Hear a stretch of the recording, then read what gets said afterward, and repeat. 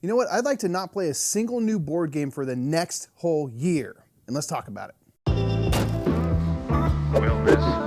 Now, of course, I can't do that because my job literally is to like cover board games and stuff and do like promoted material and whatnot. Not gonna happen for me. But you know what? I've been thinking lately about the idea of kind of like a board game sabbatical. Not in the sense of not playing any board games, but like actually removing myself from the chase of the new in board games, which is prevalent everywhere. And I think it's a beautiful thing. I love it. I enjoy the discovery of new games and stuff, but to really step back and like, just take a look at what do I have in this room behind me right here, right now. And for a year, I think it would be so cool to do like a deep dive on the collection I own. Replay some of those games that haven't been taken off the shelf for a while. Get into some small world and things like that. I think it'd be so fun because we get so driven to try the new game because it is so fun to do so. And I cannot stress enough that it's not a bad thing to do that. I'd be doing that even if it wasn't my job. But we get so excited by the new stuff and everything that I find myself more and more consuming a new game, like, and I go on to the next thing and like, don't even hardly look back at what just was eaten. And I feel like that's a shame because there's some games that, you know, it's like maybe with that second or third play, I can really start to see some of the other layers and levels that a game has. And I feel like at times I find myself being just a little superficial with games in that I get the gist and everything, and I feel like I can parse a game quickly, you know, having done this for as long as I have played games and stuff like that. But I just think it'll be really neat to dust off some old games, to meditate on their greatness or what makes this game, or, you know, whatever it is. I just am so tempted.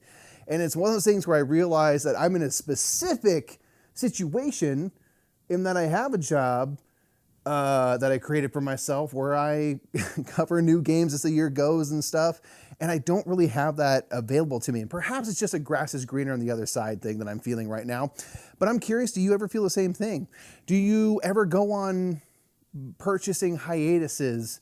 Do you ever dedicate a certain amount of time specifically to replaying your old games or just enjoying the collection you have as it stands right here, right now?